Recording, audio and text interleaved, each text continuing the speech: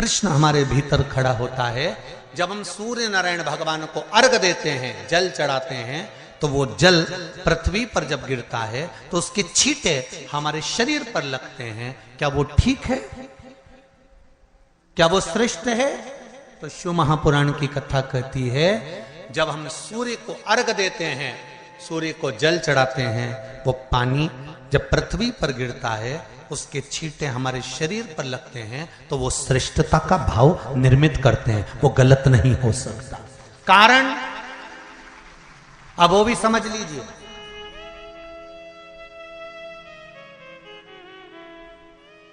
अब सूर्य नारायण भगवान को आप जल चढ़ा रहे हो तो छींटे नहीं लगे, उसके लिए क्या स्टूल पे चढ़ के चढ़ाओगे कि कुर्सी पे चढ़ के चढ़ाओगे? अरे बोलो तो सही। अब कई लोगों के दिमाग में यह बात भरा गई कि हम भगवान को जल चढ़ाते हैं, वो हमारे शरीर में छींटे लगते हैं, जमीन पे से पानी गिरता है, वो हमारे शरीर को छींटे लगते हैं, भगवान को अच्छा नहीं लगता होगा। कौन ने कहा? पहले तो उसको पकड़ के ला।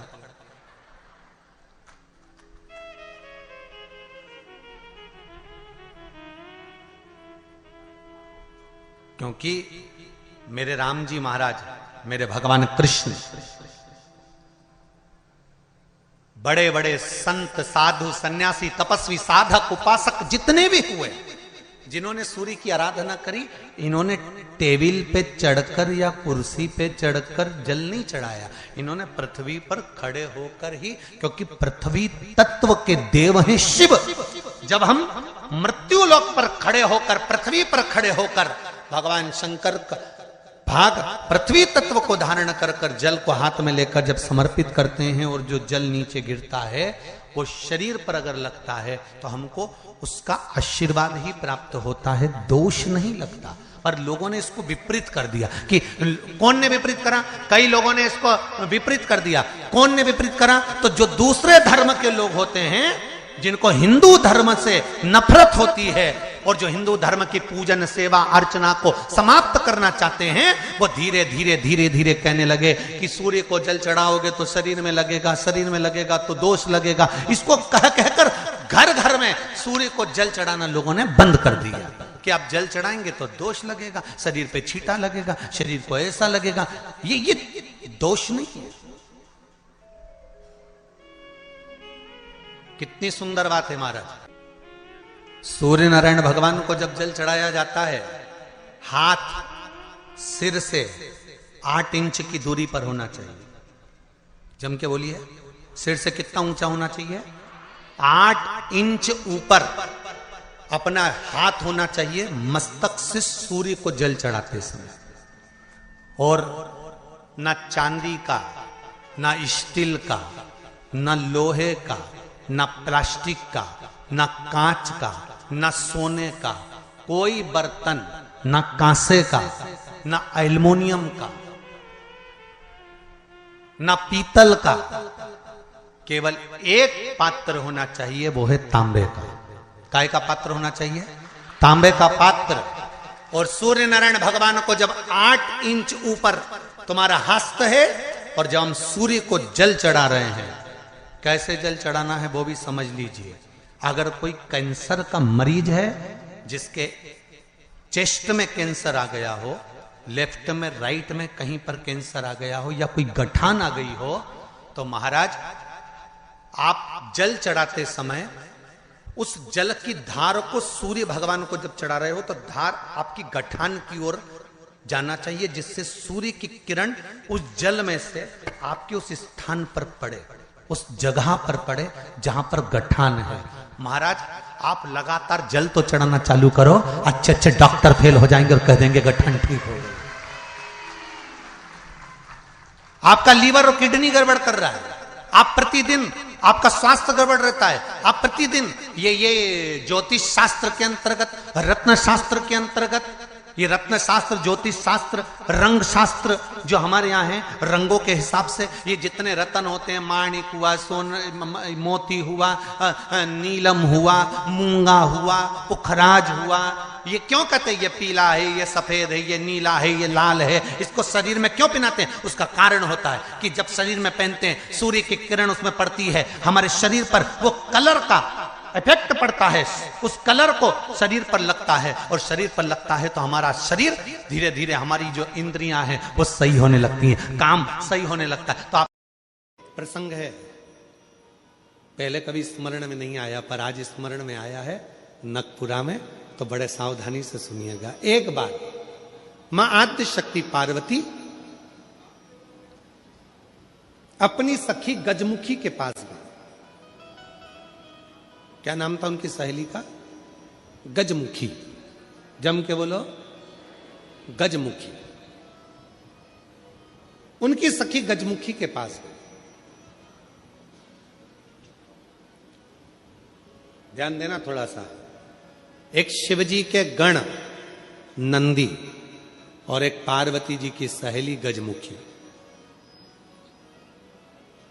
कहते हैं शंकर भगवान के गण नंदी इतने सुंदर थे, इतने सुंदर थे कि उनको देखकर अप्सराएं भी उनकी ओर आसक्त हो जाती थी। इतने सुंदर, इतने सुंदर। तब बाबा देवादिदेव महादेव की आराधना में नंदी लग गए। शिवजी ने कहा वर मांगो तुमको क्या चाहिए, तो कहा कि मेरा मुख बदल दो, मुझे ये मनुष्य का चेहरा नहीं चाहिए। क्यों? अगर ये चेहरा रहेगा तो लोग मेरी ओर आसक्त होंगे और मैं आपकी भक्ति नहीं छोड़ना चाहता, इसलिए मुझे ये चेहरा हटाकर आप नंदी का चेहरा लगा दीजिए और मुझे आपका शिष्य बना दीजिए। दूसरे नंबर पर है माता पार्वती जी की सहेली गजमुखी। इतनी सुंदर थी, इतनी सुंदर थी, इतनी सुंदर, जो आज के जमाने में दिन भर इंस्टाग्राम पर और फेसबुक पर और ना जाने कौन कौन से वो सोशल मीडिया पे आप जितनी भी सुंदर सुंदर कहते हो ना, कितनी सुंदर, कितनी सुंदर, ये सब जितनी दुनिया की सुंदरता है पार्वती जी के साथ रहने वाली एक उनकी सखी गजमुखी के चरणों की धूल के बराबर है। चरणों की धूल के बराबर। इतनी सुंदर थी गजमुखी। एक दिन गजमुखी आई पार्वती जी के पास। गौरा, गौरा, गौरा। गौरा ने कहा क्या बात है, क्या हो गया? एक वर चाहती हूं तुमसे। क्या वर है? बस मैं चाहती हूं कि जब भी मैं तेरे साथ चलूं पूरी दुनिया की दृष्टि केवल तुझ पर रहे, मुझको कोई ना देखे, ऐसा वर चाहिए। पार्वती जी ने कहा इतनी स्त्री की सुंदरता तो उसके चेहरे से ही होती है, और तू ऐसा वर मांग रही? नहीं नहीं नहीं, मुझे बस तू वर दे दे, ऐसा वर दे दे। पार्वती जी ने कहा तुझे जो अच्छा लगे वो प्राप्त कर ले, मुझे हाथी का मुख लगा दे। हाथी का, ठीक है। गजमुखी हो गई पार्वती जी, बहुत सुंदर। अब एक बार गजमुखी ने नंदी से संवाद कर लिया। बहुत सुंदर प्रसंग है, थोड़ा ध्यान देना। पहली बार स्मरण में आया इसलिए उसको सुनाने का मन कर गया। बहुत सुंदर प्रसंग। गजमुखी ने नंदी से एक बार संवाद कर लिया। दोनों की खिंचातानी होने लगी। नंदी कहने लगे भोलेनाथ जी के भार को मैं अपने कंधे पर लेकर चलता हूं, मेरी पीठ पर शिव और शक्ति दोनों विराजमान होते हैं, मैं उन दोनों को भ्रमण कराते रहता हूं। देखा मुझ में बल, मैं शिव और शक्ति को अपनी पीठ पर बिठाकर घुमाता रहता हूं। गजमुखी सुनती रही, सुनती रही। गजमुखी ने कहा रे नंदी, ये तेरा भ्रम है कि तू शिव को उठाकर लेकर जा रहा। ये तेरा भ्रम है कि शंकर भगवान तेरी पीठ पर बैठकर जा रहे हैं। शंकर भगवान को लंका का राजा रावण भी ले जाना चाहता था, पर भगवान शंकर ने अपने अंगूठे को, मात्र पांव के अंगूठे के नख को इतना सा दबाया था और रावण ने पूरा बल लगा दिया था तो नहीं उठा पाया था। जरा सोच नंदी, वो तो शंकर भगवान की कृपा है तुझ पर, इसलिए शिव जब तुझ पर बैठते हैं हल्के हो जाते हैं, इसलिए तेरे साथ चले जाते हैं। पर नंदी मानने को तैयार नहीं। जब नंदी नहीं माना तब गजमुखी ने कहा कि नंदी मेरी बात मान ले। नंदी कहते नहीं नहीं, अगर तुम कहती हो कि शिव हल्के हो जाते हैं भक्त के लिए, तो तुम ऐसा कुछ कर कर बता दो कि शंकर भगवान तुम्हारे कहने पर बैठ जाए। ठीक है, आज गजमुखी पार्वती जी की आज्ञा लेकर तब साधना में बैठ गई। शिव जी प्रसन्न हो गए। क्या बात है गजमुखी, क्या चाहती हो? इतने दिनों से तुम तप साधना कर रही हो पार्वती की, आज मेरी तप साधना? क्या हुआ? बोलो गजमुखी, क्या चाहती हो? गजमुखी ने एक बेलपत्र का पत्ता दिया और बाबा भोलेनाथ जी से कहा, बाबा मेरा निवेदन है, इस पत्ते को मैं हवा में उड़ाऊंगी, आप उस पत्ते पर क्या बैठ जाओगे? शंकर भगवान बोलने लगे, अकेला बैठूं या पार्वती को भी बैठाऊं? गजमुखी बोली, इतने से पत्ते पर पार्वती भी बैठ जाएगी? शिव जी बोले, पार्वती को बिठाऊं, साथ में गणेश जी को भी बिठाऊं कि रिद्धि सिद्धि को भी बिठाऊं? गजमुखी ने कहा, इतने से पत्ते पर गणेश रिद्धि सिद्धि बैठे। शिव जी बोले कि कार्तिकेय को भी बिठा लूं कि अशोक सुंदरी को भी बिठा लूं कि जया विशारा सामरी बारी दौतली देव सबको बिठा लूं? इतना बड़ा परिवार सब बैठ जाएगा? इतने में शिव जी बोले कि भगवान विष्णु और लक्ष्मी को भी बिठा लूं क्या? कहा विष्णु लक्ष्मी, तू कहे तो ब्रह्मा ब्रह्माणी को, ब्रह्मा ब्रह्माणी, इंद्र इंद्राणी, 33 कोटि देवता इस पत्ते पर बिठा देता हूं, बोल गजमुखी। गजमुखी मुस्कुराकर बोली, ये सब तो नहीं, केवल आप बैठ जाइए। गजमुखी ने शिव नाम लेकर पत्ते को शिवलिंग पर चढ़ाने के लिए बस थोड़ा सा उसको नीचे की ओर गिराया। उतनी देर में उस पत्ते के अधर पर मेरा शंकर आकर विराजमान हो गया। मेरा शिव उस पत्ते पर आकर विराजमान। आवाज लगाई, नंदी जल्दी आओ, तुम कहते थे मुझ में बल है, मैं शिव को पीठ पर बिठाता हूं। तुमसे ज्यादा बल एक बेलपत्री के पत्ते में है, जो पूरे 33 कोटि देवता को एक पत्ते पर बिठा सकता है। एक बेलपत्र के पत्र में वो बल होता है, एक बेलपत्र के पत्ते में वो बल होता है, पूरे ब्रह्मांड को वो अपने में समेटे रहता है। तब भगवान शिव ने प्रसन्न होकर कहा, सुनो गजमुखी, आज मैं प्रसन्न हुआ, तुम्हें वर देता हूं, जब भी पृथ्वी पर मृत्युलोक में कोई पार्थिव शिवलिंग का पूजन करेगा और पार्थिव मिट्टी का जब कोई शिवलिंग बनाएगा, उस शिवलिंग को केवल थाली पर, पाटे पर या लक्कड़ पर नहीं, मेरा बेलपत्र रखकर जब उस पर कोई शिवलिंग का निर्माण करेगा, जो कामना वो चाहेगा उसकी कामना शिव उसी क्षण पूरा कर देगा, उसी क्षण पूरा। आप में से कितने लोग हैं जो पार्थिव लिंग का निर्माण करते हैं? हाथ उठाओ। करते हो सब? वैसे नहीं करते होगे तो सावन में अपन लोग सब मिलकर ही करते। काय में बनाते हो? पात्र में। पात्र के अंदर जब शिवलिंग का निर्माण करते हो तो सबसे पहले नीचे एक बेलपत्र रखा, रखते हो? जम के तो बोलो, रखते हो ना? बहुत जरूरी है एक बेलपत्र। क्यों? कहते हैं जब हमने शिवलिंग बना लिया, पूजन चालू कर दी, पानी डालना प्रारंभ करा, ये तो मिट्टी है, धीरे धीरे पानी चढ़ते चढ़ते गलने लगती है। जब मिट्टी गलने लगती है, शिवलिंग थोड़ा थोड़ा थोड़ा थोड़ा खंडित होने लगता है। मन में आता है कि हमने शिव जी की पूजन करी, शिवलिंग मिट्टी का था, गल रहा है। शहद चढ़ाने से, दूध चढ़ाने से, जल चढ़ाने से, अभिषेक करने से मिट्टी गलने लगी है, शिवलिंग खंडित होने लगा है। शिव महापुराण की कथा कहती है, पार्थिव लिंग को मिट्टी के शिवलिंग को जब हम बेलपत्र के ऊपर निर्माण करते हैं, पार्थिव शिवलिंग बनाकर पूजन करते हैं, तो वो मिट्टी का शिवलिंग अगर गल भी जाए, टूट भी जाए, पानी में बह भी जाए, तो याद रखना वो कभी खंडित नहीं माना जाता, वो अखंड ही माना जाता है। जब व्यक्ति के मन में अहंकार आ जाता है, जब व्यक्ति के मन में अभिमत्ता आ जाती है, थोड़ा सा अभिमान आ जाता है, तो वो भगवान से दूर हो जाता है।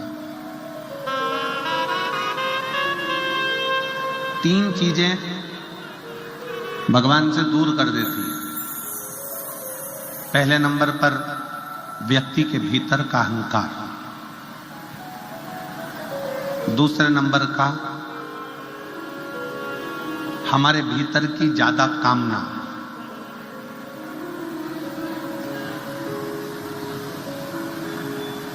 तीसरे नंबर पर लोभ। एक अहंकार, कामना और लोभ, ये 3 ऐसी है कि जो हमें परमात्मा से दूर कर देती है। जैसे जैसे भीतर अहंकार आता चले जाता है, अभिमान बढ़ता चले जाता है, अभिमत्ता आती चली जाती है, वैसे वैसे परमात्मा दूर होते चले जाता है। भीतर काम जाग जाता है, कामनाएं बढ़ती चली जाती है, भगवान मुझे ये दे देना, भगवान मुझे वो दे देना, भगवान मुझे ये प्रदान कर देना। और मान लो भगवान ने यदि तुमको वो नहीं दिया, तो तुम्हारे भीतर निराशा उत्पन्न हो जाती है और तुम भगवान से दूर हो जाते हो।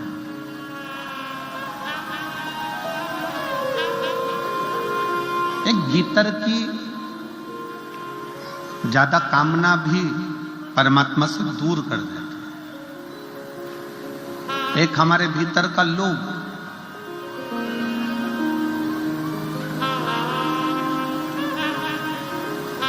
ऐसा नहीं है कि भगवान ने किसी को कुछ नहीं दिया। शिव महापुराण की कथा कहती है, भगवान शंकर का चरित्र कथा है, शिव महापुराण की कथा कहती है कि पृथ्वी पर जब मनुष्य जन्म लेता है, पृथ्वी पर जब मानव जन्म ले रहा होता है, तब मेरे विश्वनाथ उसके ललाट पर ये लिखकर भेज देते हैं कि तू जितनी मेहनत करेगा उतना तुझे फल प्राप्त होता चले जाएगा। तू जितनी मेहनत करे,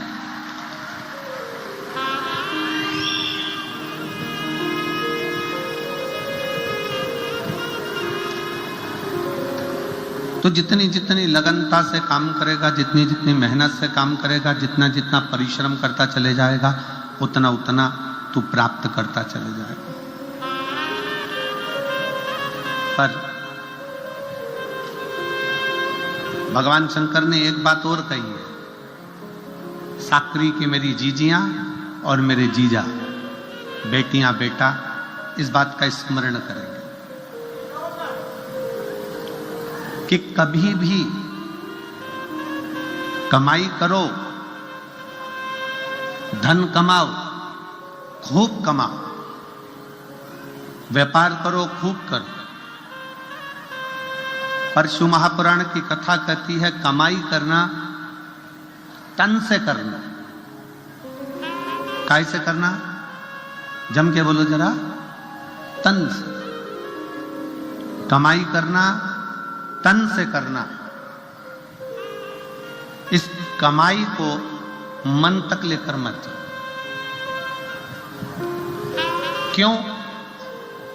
कमाई करने बैठे कोई व्यापारी रुपये लेकर भाग गया, कोई धन डूब गया, कोई पैसा चले गया, और तुम मन से अगर कमाई कर रहे थे, पैसा डूबा कि तुम्हें अटैक आया, टेंशन आया, डिप्रेशन में पड़ गए। मन से अगर तुम कमाई कर रहे थे तो तुम कहीं ना कहीं बीमार पड़ जाओ। इसलिए शिव महापुराण की कथा कहती है कमाई करो तन से और भजन करो मन से। कमाई तन से करिए। अगर कमाई करना है तो तन से करो, खूब अच्छे से। इस शरीर के द्वारा जितना कमा सकते हो, इस शरीर के द्वारा जितना ला सकते हो लेकर आओ, जितना कमा सकते हो उतना कमाओ, जितना कर्म करना हो उतना करो। कमाई तन से करो और खूब करो, पर इस कमाई को मन तक लेकर मत जाओ।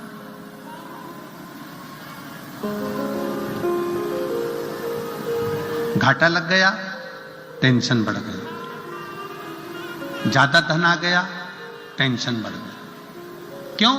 क्योंकि तुम उसको मन तक लेकर आए, तुम उसको मन तक लेकर पहुंचे। कई लोगों ने पैसे को, कमाई को मन से लगा रखा है कि मेरा मन मन।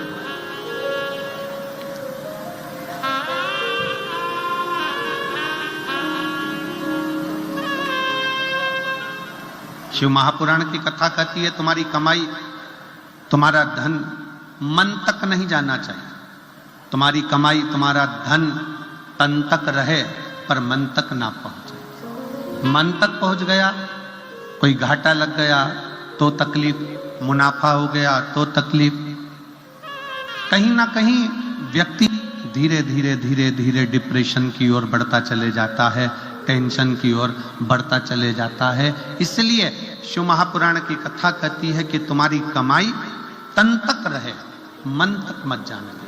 और भजन, शंकर की भक्ति कर रहे हो, शिव जी के मंदिर में जाकर एक लोटा जल चढ़ा रहे हो, शंकर का गुणगान कर रहे हो, शिव महापुराण की कथा श्रवण कर रहे हो, शिव मंदिर में झाड़ू लगा रहे हो, शंकर के मंदिर में पोछा लगा रहे हो, शंकर के मंदिर में जाकर अर्चना कर रहे हो, बेलपत्र चढ़ा रहे हो, चावल चढ़ा रहे हो, गेहूं चढ़ा रहे हो, कुछ भी तुम शंकर जी की आराधना में लगे हो, तो इतना याद रखना कि भगवान की भक्ति तन से मत करना, भगवान की भक्ति जितना करना मन से करना। अगर भगवान की भक्ति तन से होती तो जो आंखों से अंधे हैं वो कभी ना कर पाते, जो हाथ से टूटे हुए हैं, शरीर का कोई हाथ टूटा है, कहीं पांव टूटा है, वो भगवान की भक्ति नहीं कर पाते। किसी की श्रवण शक्ति बेकार होती, वो भगवान की भक्ति नहीं कर पाते। किसी की जिह्वा नहीं चल पाती, वो भगवान की भक्ति नहीं कर पाते। शिव पुराण कह रही है भगवान की भक्ति करने के लिए तन कैसा, गोरे हो काले हो,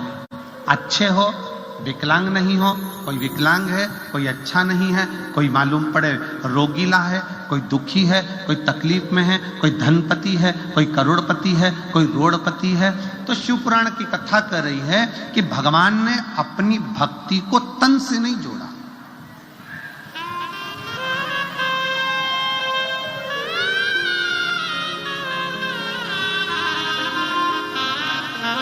भगवान ने अपनी भक्ति को केवल मन से जोड़ा, केवल मन से। इसलिए शिव महापुराण की कथा कहती है कि मत बुरे कर्म कर बंदे वरना पछताएगा, भगवान की आंखों से तू बच नहीं पाएगा, तू बच नहीं पाएगा। अरे ओ अज्ञानी मत करना रानी, अरे ओ अज्ञानी मत करना रानी। तेरे कर्म का फल भी तू ही पाएगा, जैसा किया तूने तेरे आगे आएगा। तेरे कर्म का फल भी तू ही पाएगा, जैसा किया तूने तेरे आगे आएगा। मत बुरे कर्म कर बंदे, मत बुरे कर्म कर बंदे वरना पछताएगा, भगवान की आंखों से तू बच नहीं पाएगा, तू बच नहीं पाएगा। खूब कमाओ, दिल से कमाओ, खूब धन एकत्रित करो दिल से, तुम्हारा मन पड़े उतना उतना इकट्ठा करो। ये शरीर के माध्यम से जितना कर सकते हो करो।